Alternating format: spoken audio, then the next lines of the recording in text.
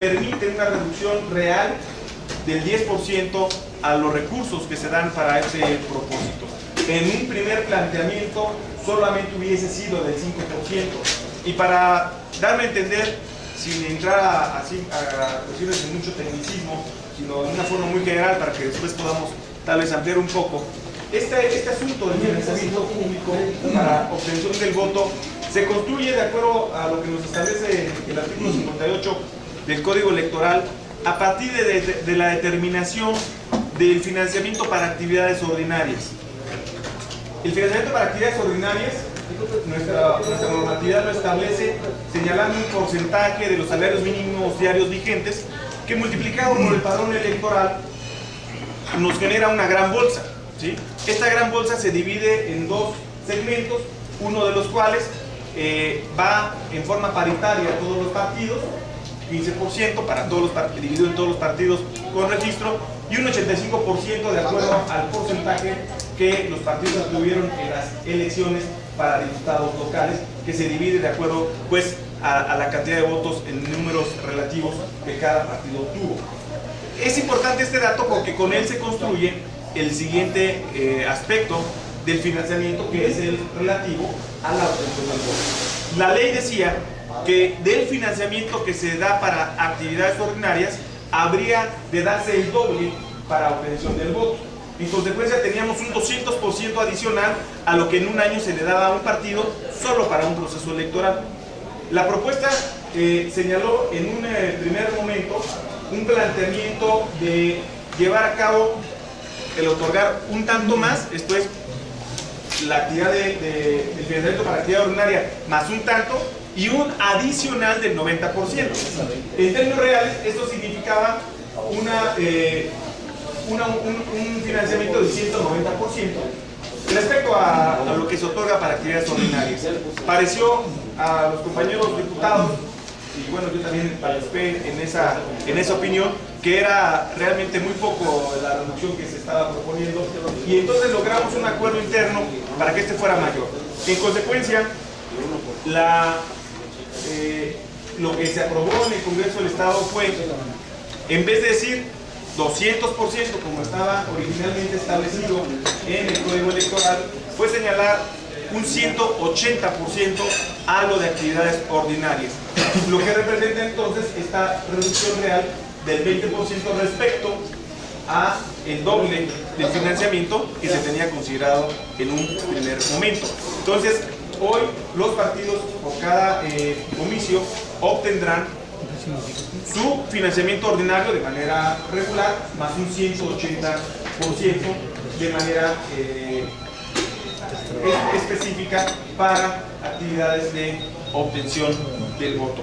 Resalto también en este aspecto de la iniciativa que se estableció un mecanismo para que los excedentes de los recursos que se otorguen a los partidos para obtención del voto, excedentes me refiero a aquellos que pudiesen en un momento dado, en una situación hipotética, rebasar el tope de gastos de campaña, se estableció que estos dineros habrían de reintegrarse a la Secretaría de Finanzas del Gobierno del Estado.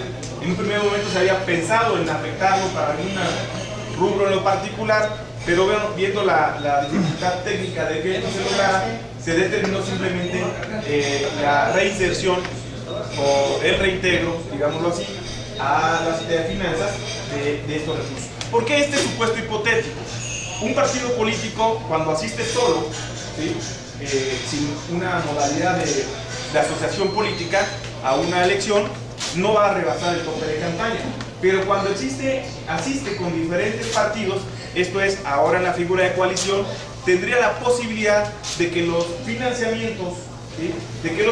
Financiamientos que se junten de los partidos pudiese exceder el tope de gastos de campaña. En consecuencia, este se conserva, no se puede exceder, y la modalidad, la diferencia es que habrán de quedarse como un reembolso, una reposición a las finanzas públicas estatales. Esa es una interesante modificación.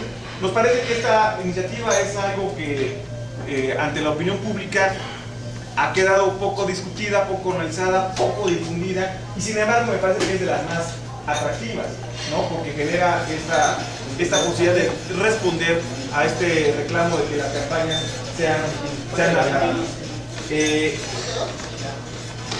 Junto con esta iniciativa se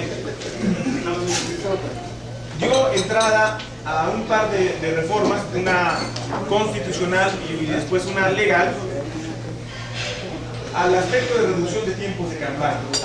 En la parte constitucional se modificó el artículo 12 de la Constitución del Estado y bueno, en la parte legal, además del artículo 58, se modificaron varias fracciones del artículo 144 del Código Electoral. En términos concretos, la reducción de campaña de gobernador de 90 días a 45 días y la elección de ayuntamientos y diputados locales de 60 días a 35 días. Estas cifras, estos plazos, evidentemente que tienen un sustento. Hay una razón de ser de los plazos y tienen que ver con darle al Instituto Electoral del Estado de México el tiempo mínimo indispensable para poder llevar a cabo eficazmente la organización de los procesos. En el anteproyecto de la iniciativa puedo compartir en esta mesa, la idea era que los ayuntamientos tuvieran, los candidatos para ayuntamientos y diputados tuvieran una campaña de 30 días. Sin embargo, esta no era suficiente para llevar a cabo simplemente el hecho de la impresión de las boletas. Y bueno, esto orilló a que tuviera que ampliarse a 35 días como la mínima expresión posible para la organización de todos los preparativos que corresponden al instituto llevar a cabo. En este asunto hay muchos estudios, hay muchas opiniones y hay muchas coincidencias, aunque también, hay que decirlo, hubo divergencias producto de la politización que esta serie de iniciativas tuvo y que generaron una reacción adversa, me parece muy hasta anunciada y natural, de los partidos distintos a la alianza en donde participa el nuestro.